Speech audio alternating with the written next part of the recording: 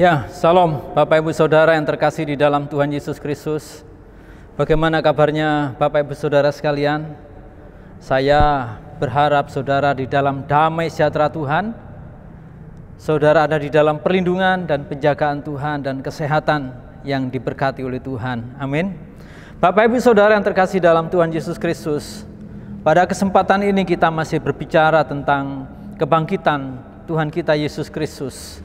Ya, ini satu berita yang patut kita sampaikan kepada dunia supaya dunia mengerti tentang kuasa kebangkitan Kristus atas hidup orang yang percaya.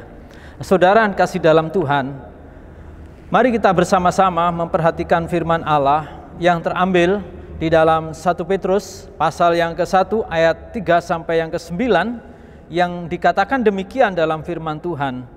Terpujilah Allah dan Bapa Tuhan kita Yesus Kristus, yang karena rahmat-Nya yang besar telah melahirkan kita kembali oleh kebangkitan Yesus Kristus dari antara orang mati kepada satu hidup yang penuh pengharapan, untuk menerima satu bagian yang tidak dapat binasa, yang tidak dapat cemar, dan yang tidak dapat layu, yang tersimpan di sorga bagi kamu, yaitu kamu yang dipelihara dalam kekuatan Allah, karena keselamatan yang telah tersedia untuk dinyatakan pada zaman akhir. Bergembiralah akan hal itu, sekalipun sekarang ini kamu seketika harus berduka cita oleh berbagai-bagai pencobaan. Maksud semuanya itu ialah untuk membuktikan kemurnian imanmu yang jauh lebih tinggi nilainya daripada emas yang fana, yang diuji kemurniannya dengan api, sehingga kamu memperoleh puji-pujian dan kemuliaan dan kehormatan pada hari Yesus Kristus menyatakan dirinya. Sekalipun kamu belum pernah melihat Dia, namun kami mengasihinya. Kamu percaya kepada Dia, sekalipun kamu sekarang tidak melihatnya. Kamu bergembira karena sukacita yang mulia yang tidak terkatakan, karena kamu telah mencapai tujuan imanmu, yaitu keselamatan jiwamu. Saudara, mari kita akan berdoa untuk kita boleh belajar kepada firman Tuhan. Bapa kami di dalam surga, kami siapkan hati roh jiwa kami untuk mendengarkan sabda firman Allah. Kiranya Roh Kudus yang menolong, memimpin dan meneguhkan kami, mengurapi hamba-Mu serta menyiapkan hati jemaat untuk menangkap kebenaran firman Allah yang istimewa pada kesempatan ini. Terima kasih Tuhan, kiranya juga memberkati bagi saudara-saudara kami yang bergumul untuk mengalami kasih karunia Allah. Kiranya Kristus melawat, Roh Kudus menyiapkan hati mereka untuk menangkap sabda firman Allah. Terima kasih Tuhan, di dalam nama Yesus Kristus hamba-Mu berdoa. Amin. Bapak Ibu Saudara yang terkasih dalam Tuhan Yesus Kristus, kuasa kebangkitan Kristus menghasilkan iman yang hidup. Kuasa kebangkitan Yesus Kristus menghasilkan iman yang hidup. Nah, saudara, kalau kita berbicara tentang kuasa kebangkitan Yesus Kristus menghasilkan iman yang hidup, apakah ada iman yang mati, saudara? Nah, kalau kita melihat kehidupan orang percaya, orang tanda kutip Kristen yang boleh dibilang begitu orang beriman, tetapi pada pertengahan perjalanan hidupnya mereka bisa meninggalkan imannya. Kenapa saudara yang kasih dalam Tuhan? Apakah mereka nggak memiliki kekuatan, daya, kesanggupan menghadapi godaan, cobaan yang ada di dalam kehidupan mereka masing-masing? Hal inilah saudara yang perlu boleh mendapatkan satu pembahasan pada kesempatan ini, supaya Bapak Ibu dan saya sungguh-sungguh mengalami kuasa kebangkitan Kristus itu benar-benar akan menghasilkan iman yang hidup. Nah, saudara, ada banyak pengalaman kehidupan murid-murid Yesus. Ketika Yesus hidup, mereka bersemangat luar biasa, dan ketika Yesus mati, mereka kehilangan kekuatan. Tetapi ketika Yesus bangkit dan Yesus menguatkan mereka, mereka memiliki satu kekuatan iman yang luar biasa. Seperti contohnya Petrus yang menulis surat ini. Ia pernah mengalami satu kegalauan iman yang begitu luar biasa, bahkan menyangkali Yesus Kristus.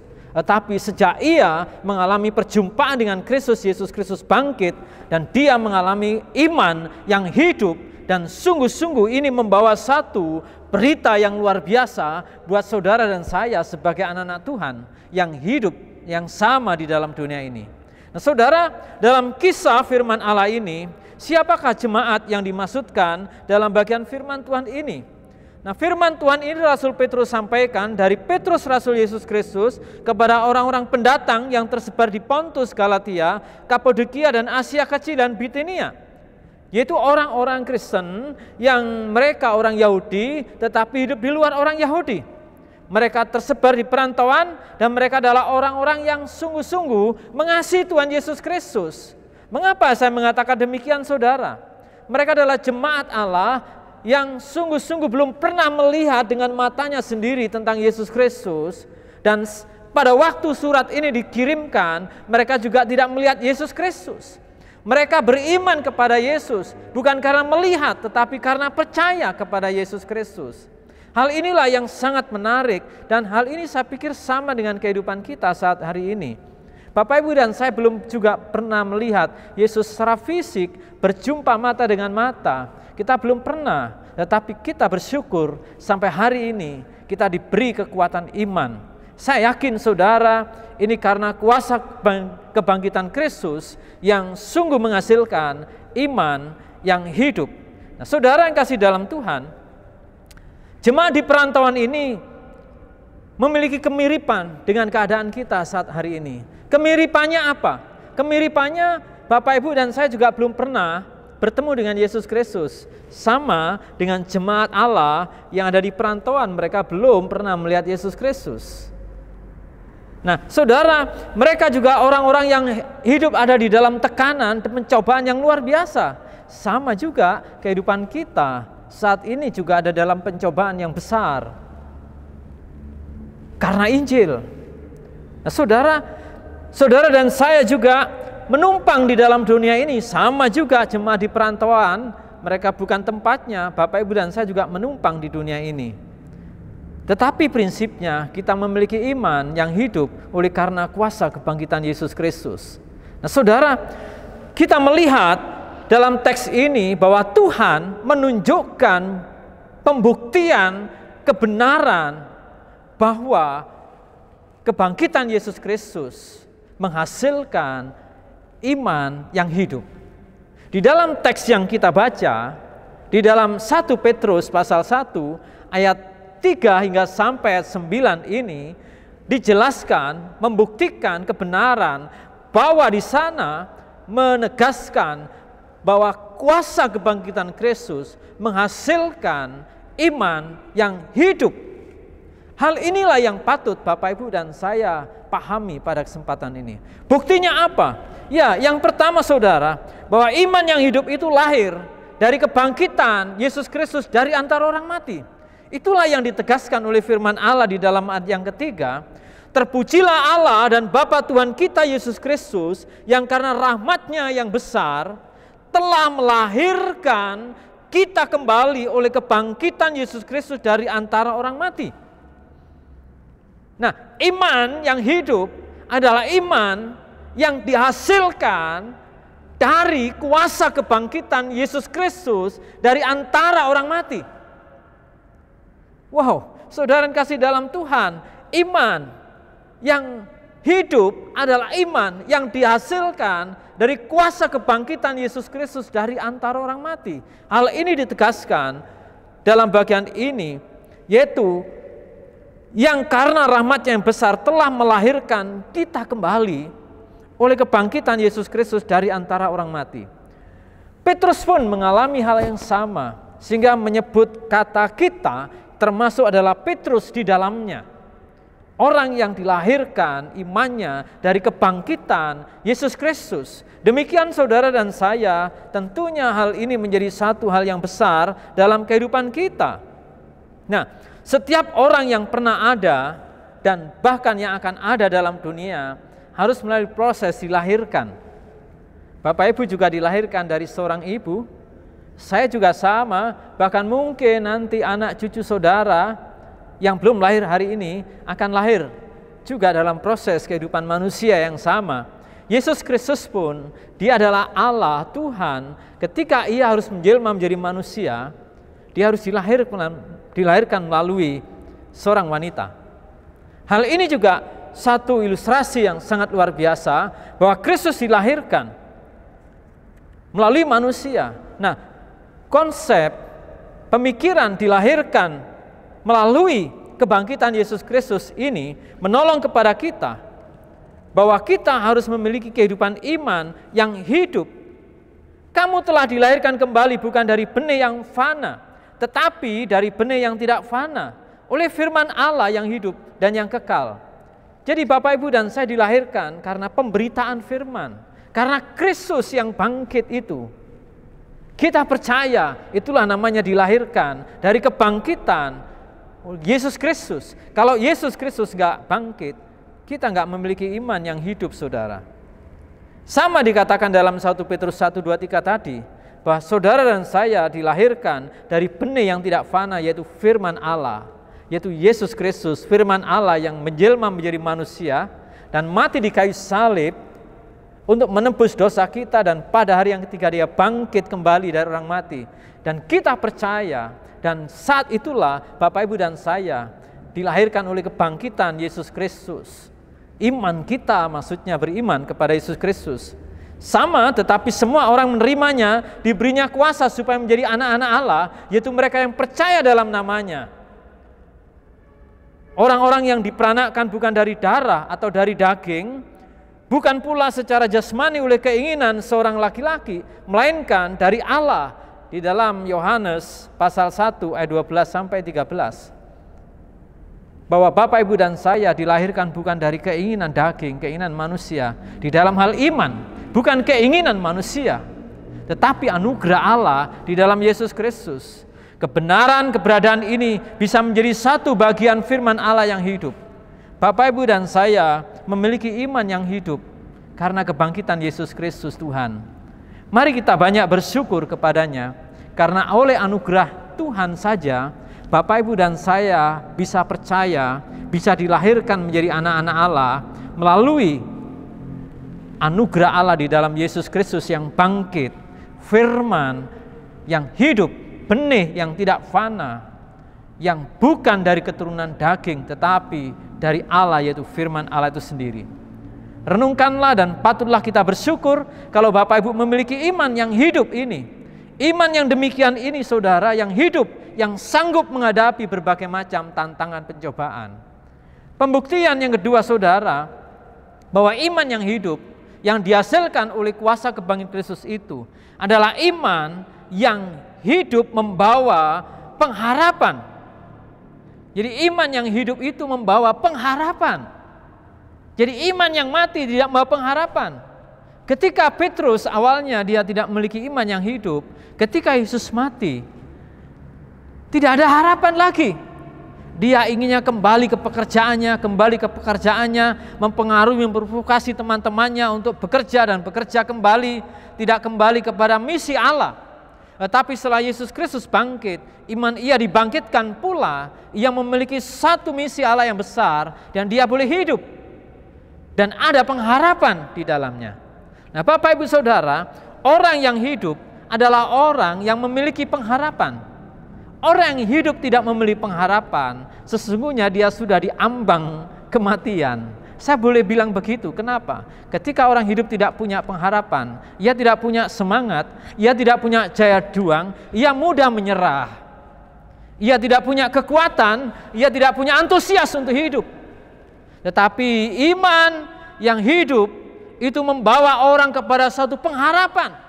Sebagaimana di dalam firman Allah, ketika Bapak Ibu dan saya dibangkitkan Yesus Kristus dari orang mati, yaitu karena kita dilahirkan itu kepada suatu hidup yang penuh pengharapan untuk menerima satu bagian yang tidak dapat binasa, yang tidak dapat layu, yang tersimpan di sorga bagi kamu.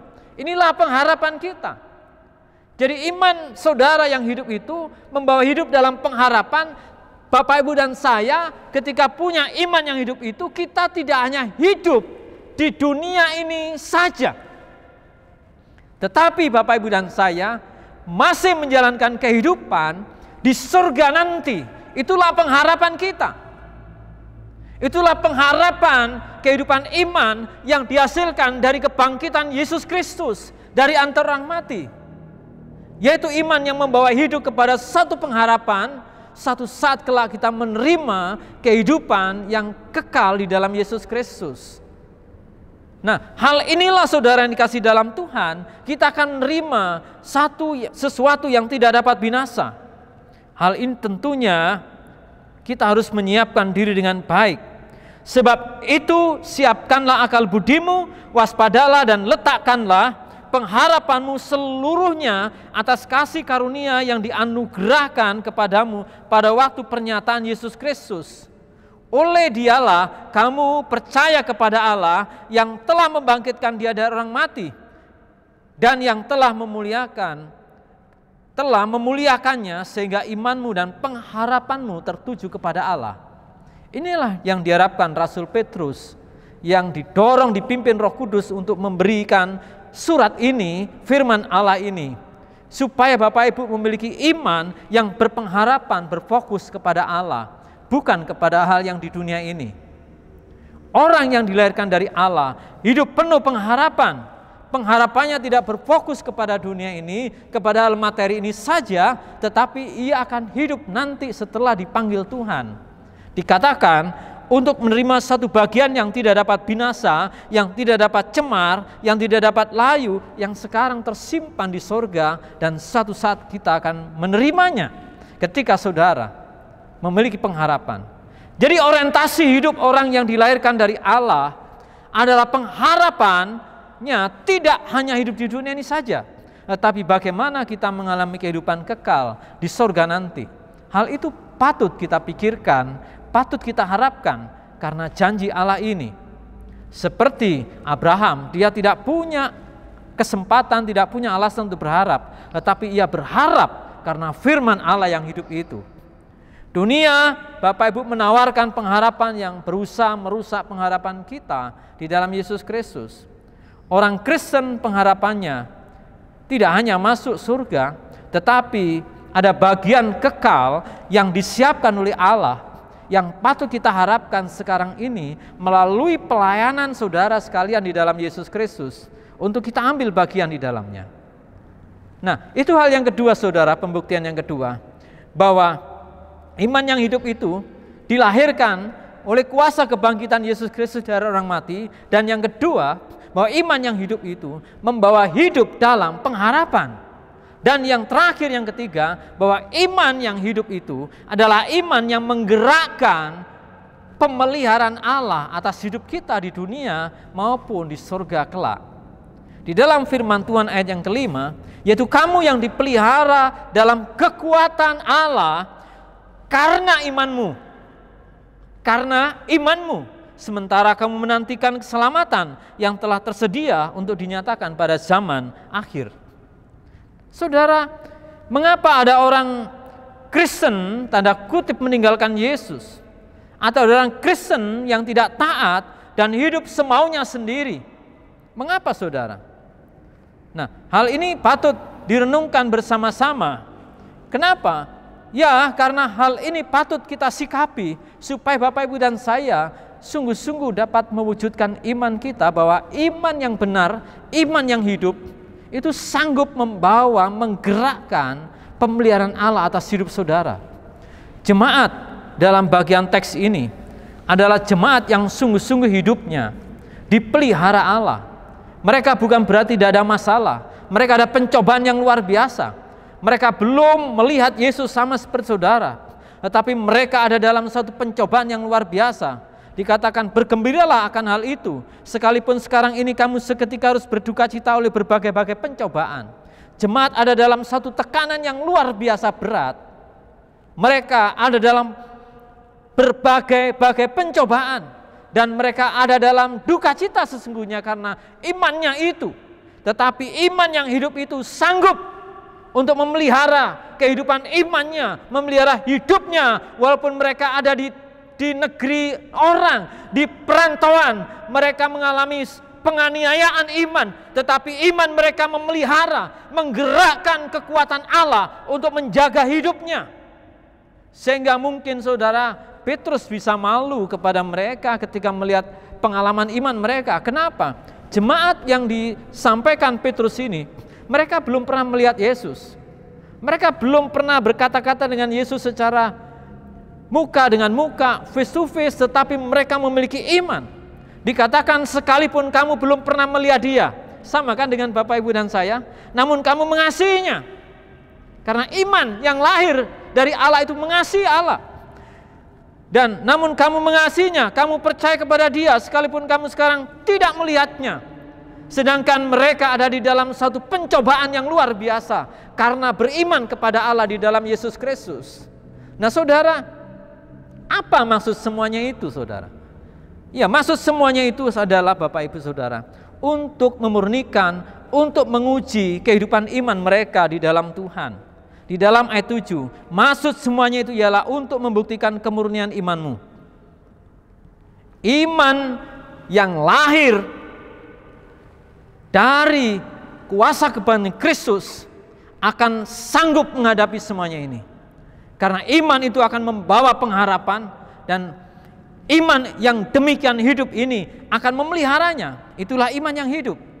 Tetapi orang yang tidak memiliki iman yang hidup, jangankan dapat pencobaan, gak ada pencobaan, justru mencari-cari pencobaan.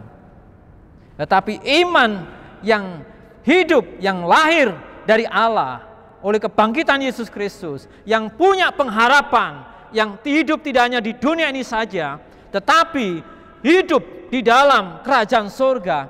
Iman itu sanggup menjaga, memelihara kehidupan anak-anak Tuhan. Karena mereka sadar bahwa mereka sudah sampai kepada tujuan iman mereka, yaitu keselamatan jiwanya. Sebagaimana di dalam ayat 9, karena kamu telah mencapai tujuan imanmu, yaitu keselamatan jiwamu. Hal ini saudara yang dikasih dalam Tuhan, imannya sudah sampai kepada tujuan daripada iman itu. Kalau itu diilustrasikan sumur, sumur itu sudah sampai ke sumber mata air. Walaupun ada sumur-sumur yang mati karena resapan, belum menemukan sumber mata air, tapi sumur ini, gambaran sumur ini sudah sampai kepada sumber mata airnya, sehingga ada kontribusi, baik itu kemarau panjang, baik itu hujan, yang memberikan kontribusi. Demikian iman yang hidup itu, iman yang menggerakkan kekuatan Allah untuk memelihara hidupnya. Kenapa? Ia sudah terhubung dengan Allah. Walaupun ada pencobaan, ujian yang begitu luar biasa, mereka tetap kuat, mereka tetap setia, mereka tetap percaya, mereka tetap mengasihi Tuhan Yesus Kristus. Hal inilah yang dibutuhkan oleh kita di hari-hari akhir ini. Kenapa saudara? Tuhan masih memurnikan iman kita. Kenapa saudara? Karena Allah saudara memiliki satu maksud yang lebih besar di balik tantangan pengujian iman itu. Apa? Kalau benar-benar imanmu hidup, benar, dan sanggup menggerakkan Allah, sehingga kamu suatu saat nanti memperoleh puji-pujian dan kemuliaan dan kehormatan pada hari Yesus Kristus menyatakan dirinya. Saudara memperoleh puji-pujian, kemuliaan, penghormatan di hadapan Kristus satu saat ia datang kedua kali. Itu alasan Tuhan memurnikan iman kita. Jadi saudara, kalau hari ini saudara ada dalam pemurnian iman, ada dalam pencobaan, ada dalam godaan, mari kembali berfokus, berpengharapan kepada Allah. Mari kita datang kepada Allah, mari kita percaya pertolongan Allah, bahwa Allah sanggup menggerakkan kuat kuasanya untuk memelihara kehidupan saudara di dalam Kristus. Ya saudara yang kasih dalam Tuhan, ini satu berkat yang luar biasa tentunya buat kita sebagai orang yang percaya kepada Allah. Jadi iman yang hidup akan sanggup mengatasi semuanya pencobaan itu dengan baik. Oleh sebab itu, saudara dan saya harus menyadari bahwa iman yang hidup adalah iman yang dilahirkan dari kebangkitan Kristus dari orang mati. Bukan tambal sulam, tetapi benar-benar dilahirkan oleh kuasa kebangkitan Yesus Kristus. Dan iman yang hidup adalah iman yang membawa kepada pengharapan hidup yang memiliki pengharapan yang tidak hanya di dunia ini saja, tetapi hingga sampai kita mendapatkan mahkota, kemuliaan, penghormatan di hadapan Allah. Dan iman yang hidup adalah iman yang benar-benar sanggup menghadapi ujian dan pencobaan dalam bentuk apapun, sehingga kita tetap percaya kepada Yesus Kristus, dan saudara dan saya tetap mengasihi Yesus Kristus yang sudah mati dan bangkit untuk kita. Apakah saudara hari ini sudah memiliki iman yang hidup? Mari kita renungkan, apakah saudara hari ini mengalami iman yang hidup? Coba pikirkan, renungkan dalam hidup saudara. Iman yang hidup bukan berarti kebal terhadap ujian dan pencobaan. Tidak. Semuanya itu diizinkan Allah untuk memurnikan, supaya saudara dan saya satu saat boleh mendapatkan kemuliaan, pujian, kehormatan pada saat kedatangan Yesus Kristus Tuhan. Ini luar biasa maksud Allah. Oleh sebab itu saudara harus bertahan terhadap berbagai macam pencobaan itu di tengah-tengah situasi yang sulit ini. Apakah iman Anda hari ini mengalami kegoncangan, kekacauan? Marilah kita kembali datang memohon Tuhan Yesus yang bangkit menolong kepada kita. Kalau Anda ingin mengalami pembaruan hidup, saudara bisa berdoa kepada Allah. Apakah saudara ingin memiliki iman yang hidup? Mari undang Yesus Kristus yang bangkit dari orang mati itu masuk dalam hidup saudara. Dan mari berharap kepada Allah, membuka hati supaya Anda memiliki hidup yang penuh antusias karena punya pengharapan. Dan Anda sanggup menghadapi tantangan kesulitan hidup yang semakin hari tidak semakin kecil, tapi semakin besar dan semakin jahat ini. Oleh sebab itu Anda butuh iman yang hidup, yaitu percaya Yesus Kristus. Renungkanlah terhadap tantangan firman Allah, undangan firman Allah, ajakan firman Allah yang membawa Anda untuk Anda mengalami kuasa kebangkitan Kristus, benar-benar menghasilkan iman yang hidup. Mari kita berdoa untuk firman Tuhan ini. Roh Kudus, terima kasih karena firman-Mu bekerja di tengah-tengah pemberitaan firman ini. Roh Kuduslah yang akan meneguhkan pemberitaan firman ini. Hamba-Mu berterima kasih boleh dipakai Tuhan untuk mengantarkan kebenaran firman Allah, bahwa kuasa kebangkitan Kristus menghasilkan iman yang hidup.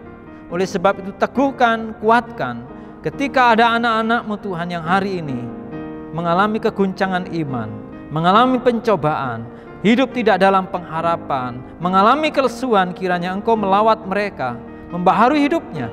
Kalau ada di antara para pendengar Tuhan yang rindu ingin mendapatkan pengalaman hidup beriman kepada Yesus Kristus, iman yang hidup, Tuhan Yesus, kiranya Engkau berkenan menjamah.